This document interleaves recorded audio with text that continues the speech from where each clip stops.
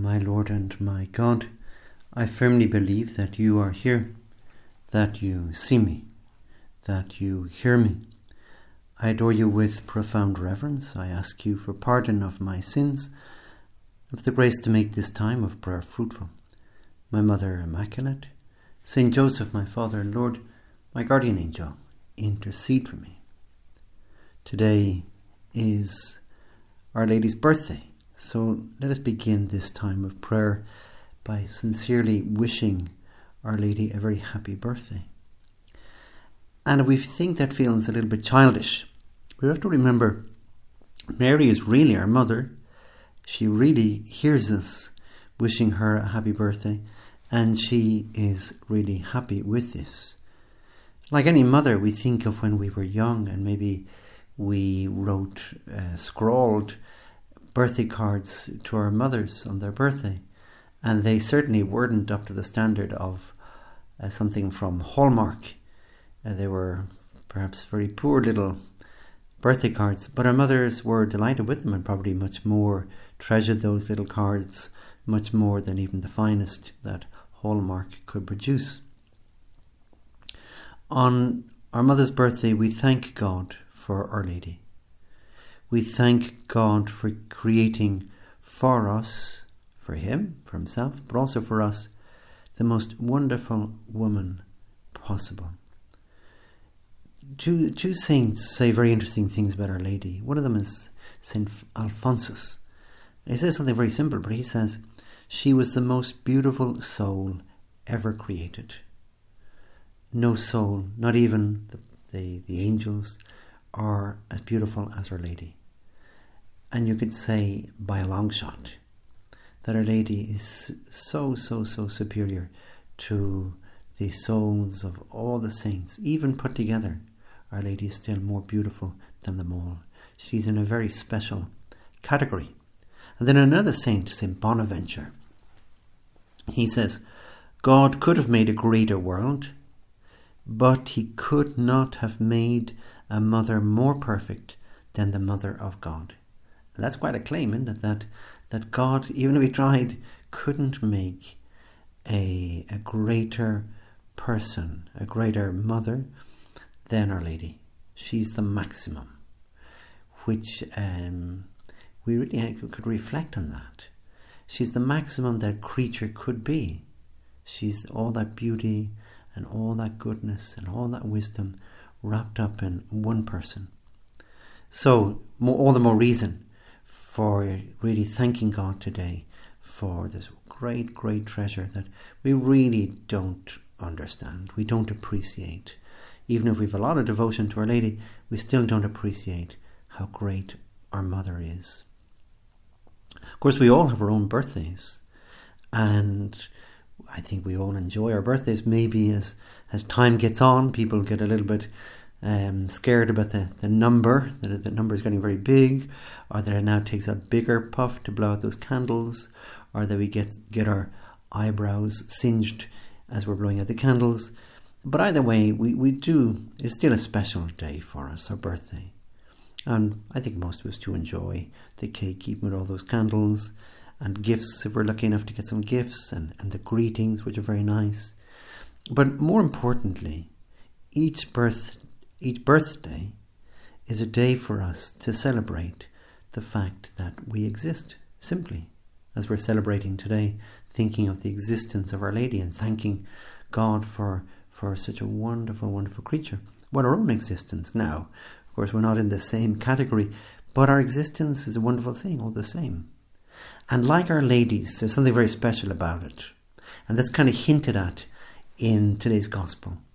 Today's Gospel has got two options, the longer form and the shorter form.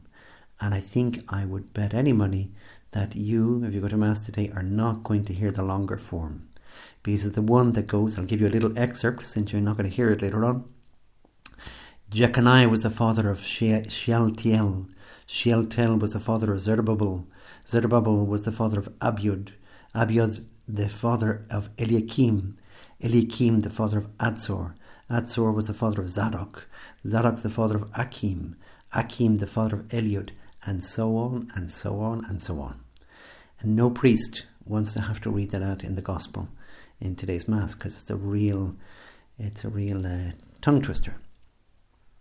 But it's there for a reason. And one of the reasons, certainly, that it's there, because it shows that Our Lady, who comes at the end of all that really, is no accident. Because you could think, oh, well, this just means that, for example, Jeconiah happened to bump into Mrs. Jeconiah, and they had Shealtiel as a child, and that Shealtiel happened to bump into Mrs. Shealtiel, and they had Zerubbabel as a child, and so on. It's all one accident after another. Well, no, it's not. God wanted Our Lady to exist from the very beginning of creation, because already the very beginning of the Bible in Genesis, she's already hinted at. We're not going to go into that, but she's already there, already the very beginning. And God plans out everything, and that Jeconiah would bump into Mrs. Jeconiah, and Shealtiel would bump into Mrs. Shealtiel. All this was very, very deliberate. And so with our own existence as well. We think, well, my mum happened to bump into my father, and my grandmother happened to bump into my grandfather, and so on and so on and so on. It may be true, but our existence is not an accident. When we appeared on the scene, God didn't say, oh, I wasn't expecting that. No, God was saying, I was expecting that. I was waiting for that. Not only that, but I made that happen, because I want this person, you, to exist. Other people love us because we exist. At least those who love us because we exist. But God is a bit different. God doesn't love us because we exist. It's the other way around with God. We exist because God loves us. God loves us into existence. We are walking proof of God's love by just the very fact of existing. And every last little detail about us was planned out by God. Same with Our Lady, of course. I remember a teacher saying to me, she taught little children in a kindergarten, and she was a very good lady and good practicing Catholic, and she asked the children, why was Mary so special? And one of the little children put up his hand, and his answer was, she is special because she is handmade by God. It was a great answer. So somewhere he got, she's the handmaid of God, of course, from the Annunciation, but he thought that Our Lady was handmade. But he was right, actually. Our Lady was handmade. Each one of us is handmade, in the sense none of us is mass-produced. All very deliberately, like a craftsman, very carefully creating something. An artist painting a painting, and really very carefully and very deliberately. And that's the way God has handmade you and handmade me, with all our qualities. And you might say, but why didn't he make me taller? Or why didn't he make me more beautiful? Or, well, if he needed that, he would have done that.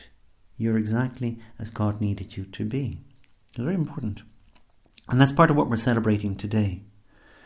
In Our Lady's case, and in all our birthdays, we're celebrating the fact that God handmade me.